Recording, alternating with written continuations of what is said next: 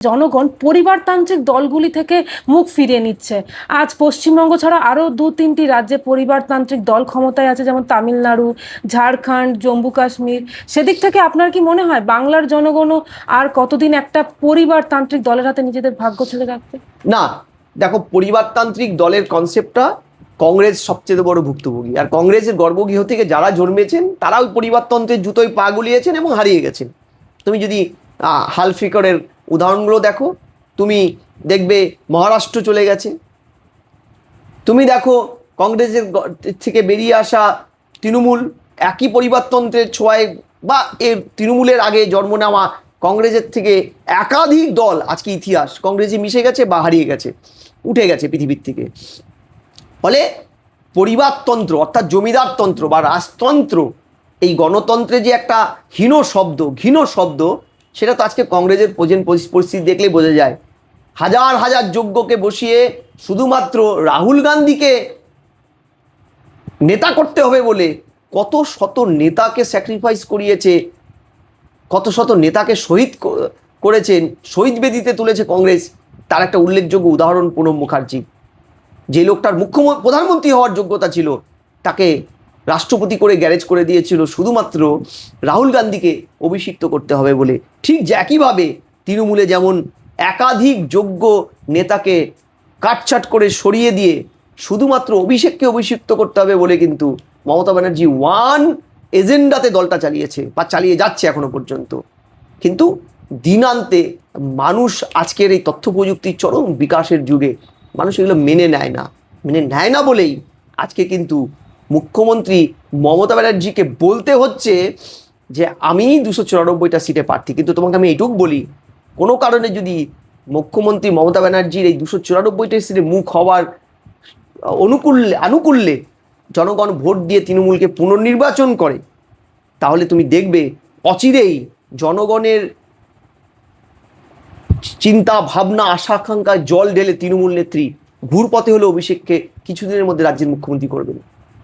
ঠিক আছে? ফলে জনগণ এটা বুঝে ফেলেছেন।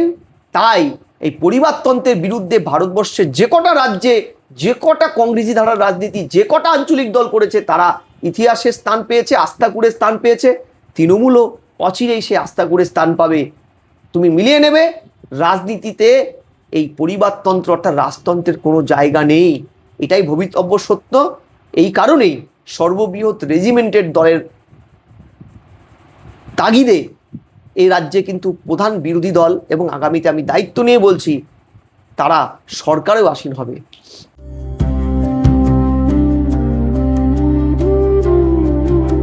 महाराष्ट्र मेहनतकश किसानों की भूमि, समृद्ध गांवों की पहचान और विकास की असीम संभावनाओं का प्रदेश। प्रधानमंत्री नरेंद्र मोदी के मार्गदर्शन में और मुख्यमंत्री देवेंद्र फडणवीस के नेतृत्व में आज महाराष्ट्र ग्रामीण विकास, जल प्रबंधन और कृषि के क्षेत्र में नई ऊंचाइयां छू रहा है। सिंचाई कुओं के निर्माण के लिए स्पष्ट स्टैंडर्ड ऑपरेटिंग प्रोसीजर लागू किए गए हैं, जिससे किसानों को स्थायी जल स्रोत मिल सके। राज्य भर में 1,01,000 से अधिक विकास कार्य पूरे किए जा चुके हैं। इन प्रयासों से अब तक 16,15,00,000 से अधिक मानव दिवस रोजगार का सृजन हुआ है। कोकण क्षेत्र में खारे तटीय भूमि के विकास के लिए 286.65 करोड़ रुपए की परियोजना स्वीकृत की गई है और डिजिटल कृषि को बढ़ावा देते हुए हॉटिनेट पंजीकरण में महाराष्ट्र देश में प्रथम स्थान पर है। जल प्रबंधन में उत्कृष्ट कार्य के लिए राष्ट्रीय जल पुरस्कार 2024 में महाराष्ट्र को देश का सर्वश्रेष्ठ राज्य घोषित किया गया है। राज्य सरकार ने पंप्ड स्टोरेज परियोजनाओं के लिए 51 समझौता ज्ञापनों पर हस्ताक्षर किए हैं, जिनसे 70,000 मेगावाट क्षमता विकसित होगी।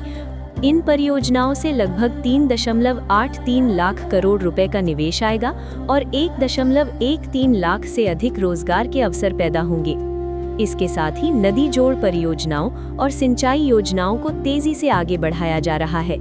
प्रधानमंत्री किसान सम्मान निधि योजना की 21वीं किश्त के तहत 1,808 करोड़ रुपए सीधे 90 लाख किसानों के खातों में पहुंचाए गए हैं। राज्य में प्राकृतिक खेती मिशन को बढ़ावा दिया जा रहा है। किसानों के लिए फार्मा मोबाइल ऐप और डिजिटल किसान आईडी, एग्री स्टैक जैसी आधुनिक व्यवस्थाएं शुरू की गई हैं। कृषि में नई तकनीक लाने के लिए महा एग्री एआई पॉलिसी 2025-2029 लागू की गई है। साथ ही कृषि समृद्धि योजना के अंतर्गत 25,000 करोड़ रुपए का निवेश किया जा रहा है और पीएम एफएमई व्यक्तिगत इकाइयों में महाराष्ट्र आज पूरे भारत में प्रथम स्थान पर है। प्रधानमंत्री नरेंद्र मोदी के मार्गदर्शन में और मुख्यमंत्री देवेंद्र फडणवीस के नेतृत्व में महाराष्ट्र बना रहा है समृद्ध गांव, सुरक्षित जल संसाधन और समृद्ध किसान। नया विश्वास, नया विकास, नया महाराष्ट्र।